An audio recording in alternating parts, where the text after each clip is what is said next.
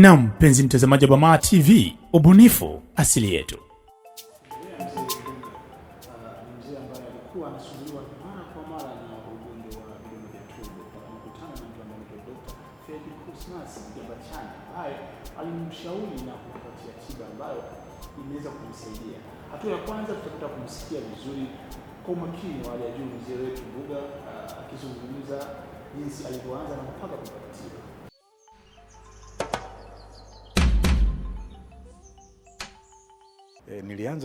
Nilianza kusumbuliwa na vidonda vya tumbo mwezi wa 4, 2012.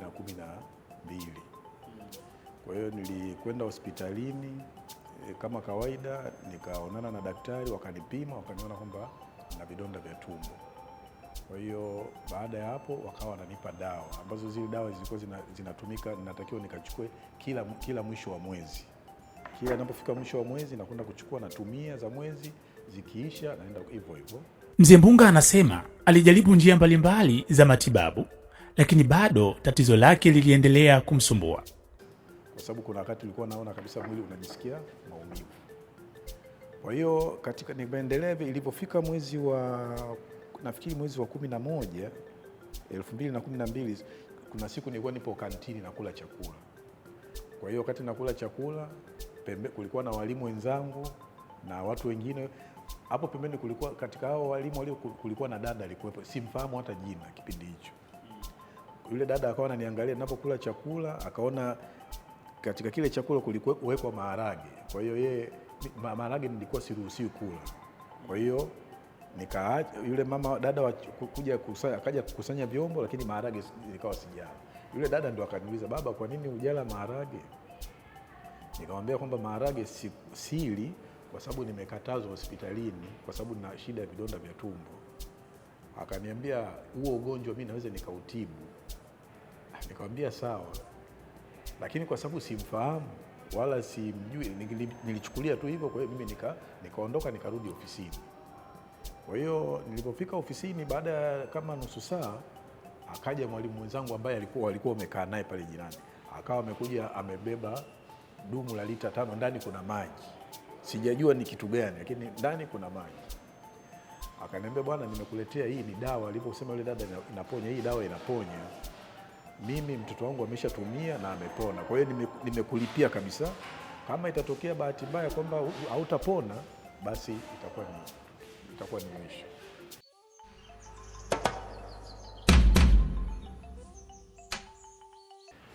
Sasa kwa kuzingatia, kwa sababu yule mwalimu ni mtu mzima, ananizidi umri, ilibidi nichukue ile dawa na niende nayo nyumbani, nikaanza kuitumia kwa kadiri alivyonielekeza. Baada ya kupata ushauri na kutumia tiba za asili alizoelekezwa na Dr. Freddy Cosmas Mgambachane, anasema afya yake ilianza kuimarika na kupona. Kwa hiyo nilichofanya, nikarudi tena kwa yule mwalimu. Nikamwambia, "Bwana, nimetumia ile dawa leo siku ya pili, lakini naona kuna mabadiliko fulani kwenye mwili." Akasema, "We endelea kutumia, ukishamaliza nenda ukacheki hospitalini." Kwa hiyo nikatumia ile, baada ya siku 5 ikawa imekwisha. Kwa hiyo nikarudi tena kwa daktari wangu kule Buruani Hospital. Nikamwambia, "Bwana, naomba kucheki tena vidonda." Kwa hiyo nikaenda nikacheki. Baada ya kucheki, nilivyosoma ile document kutoka kwenye maabara, ikaonekana imepungua, imebakia kiasi kidogo sana kwenda kwenye negative. Kwa hiyo nikarudi tena kwa yule mwalimu akaongea na yule dada, akaleta tena dawa nyingine. Kwa hiyo nikaanya, nilipomaliza, nilipokwenda kupima tarehe, nakumbuka hapa inaonekana ni tarehe 17 mwezi wa 11 kama mnavyoona.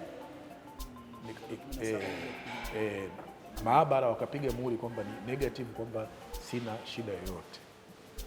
Kwa hiyo nikarudi kwa daktari wangu. Daktari wangu alipoona hivyo akasema, "Sasa bwana, hizi dawa nilizokuwa nakupa naona zimekuponyesha. Kwa hiyo sasa unaruhusiwa kula vile vitu vyote nilivyokuwa nimekukataza, vyote unaruhusiwa tena kula." Vyakula ambavyo ulikatazwa kama chakula? Nilikatazwa kula pilau, kula dagaa, kunywa soda aina yote ya Pepsi au Coca-Cola, kunywa kahawa na vitu vingine vingi vilikuwa siruhusiwi kula. Kibuyu cha asili, kibuyu cha asili, kibuyu. lakini yule daktari yeye aliamini kwamba dawa iliyokuwa ni ile dawa aliyokuwa ananipa hospitalini inawezekana ndio imenitibu, lakini kumbe ni dawa nyingine nilikuwa natumia, na hiyo ndio ninahisi ambayo iliniponyesha ya yule dada. Tangia upone miaka mingapi sasa hivi? Kuanzia 2012 mpaka sasa hivi ni 2026, ni karibu miaka nafikiri 14.